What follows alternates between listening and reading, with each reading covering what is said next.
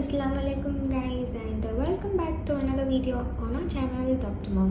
In case you are new here, kindly hit the subscribe button to stay updated for all our videos. So this is a video which is highly requested by most of my followers, asking me about how I introduce the Arabic alphabet and how can we incorporate Islamic homeschooling topics in their curriculum. So let me take you through a list of books and other activities that we have found useful in our home. So the very first book that I have introduced to them are some board books which have been used at very early age. These are the sensory books, the touch and feel kind of books. So you can see this is about the color blue. So kids will start learning about colors at the early age, so that is when we used this. I'm also having a free printable by Dear Muslim Child, and they are having this color outlets, the printouts, and I laminated them for them to match around. So you can see them. So these are them. And then like you see, the kids actually adore construction vehicle and transport system. I got this book from Jareer, and you can see the different, this is about especially air, water and land vehicles, you can see. So this is about how to name these things and how to increase on their vocabulary. The next thing that most of us are worried about is teaching the alphabets, the alif ba. So apart from the Nurani Qaida that we all use, these are some of the books which were good and very interesting for them to learn about the alphabets. I love the Arabic alphabet. This is from Good Word Books, and you can see I got it from Darussalam, and you can see the alphabets here and one line about the alphabet. Like ba says bus, there goes the double-decker bus. Zalika basi baza tabikhain. So okay, I myself am struggling at some of the words because apart from reading the Holy Quran, we are not into reading proper Arabic books. But then this is a very good addition to our book collection if you're actually more interested in teaching the child the alphabet. Like you can see dal for doll, it says Dumia, a beautiful doll. Dumiyatun Jamilatun. So you can try to use this book. This is very, very beautiful. And also, if you're interested in teaching them to write, you can first try these Wipe and Clean books, which are also equally good for them to write along these dotted lines, erase and rewrite again. So these are about the alphabets. And then we are having some books, again worksheet kind of books, and these are the Good Words Islamic Studies. You're having pre-primer, primer, kindergarten by Good Words. They're having a ton of curriculum based activities that you can use. These are the contents. You can see the prayer and things that you'd like to teach the child from an early age, like how Allah created the universe. Allah created all things, man, animals, birds, and he gives us food to eat. Then about the Prophet Muhammad sallallahu alaihi wasallam, then about the pillars of Islam, prayers and everything. So basically this is about it, and the small prayers that we can teach the child at an early age, and small stories to go along with it, how Allah created the universe and how he made the sun and moon, and some small coloring activities and small DIYs that you can go along with it.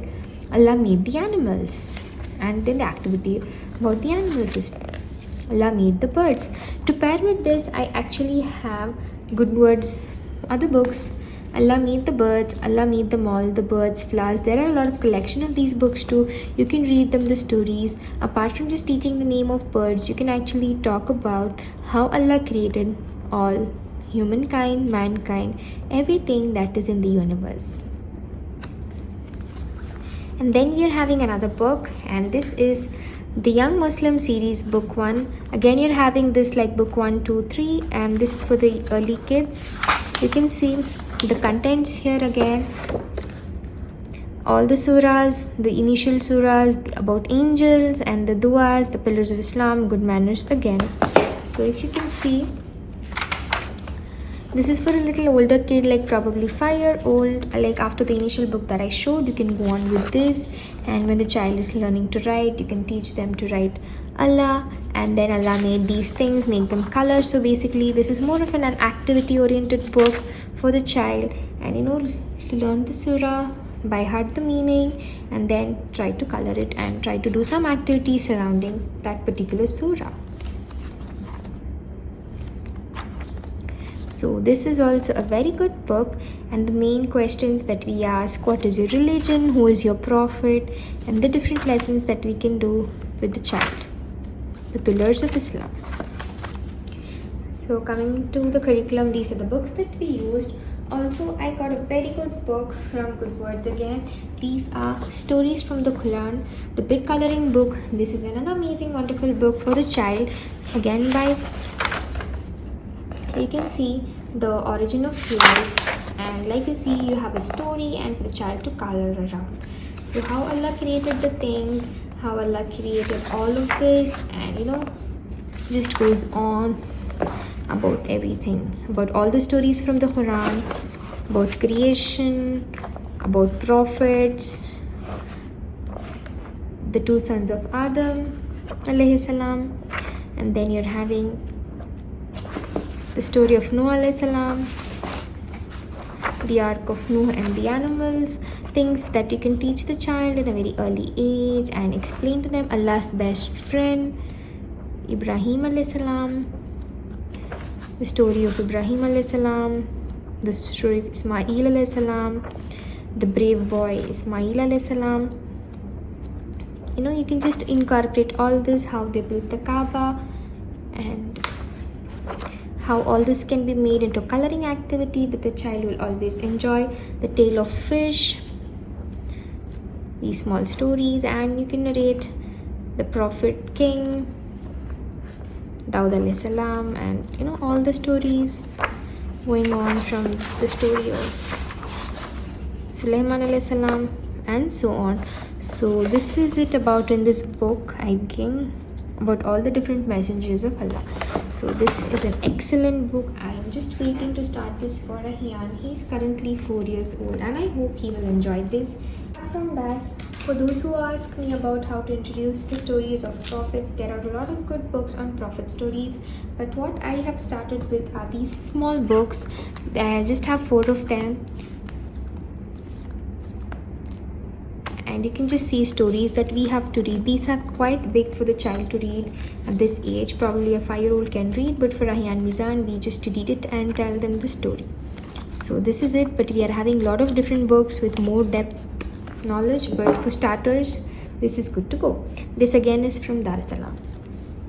Then we are having some more books on the different pillars of Islam that I actually collectively got, and these are from various topics, but I'm showing it together here for them to understand.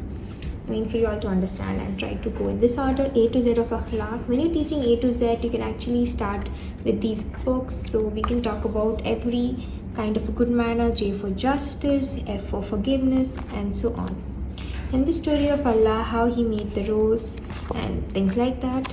And when you know about namaz, how important it is, you can start about this at the mosque, and how to pray salah for tiny kids, and then what is about Jannah, and then the importance of Hajj, and welcome Ramadan.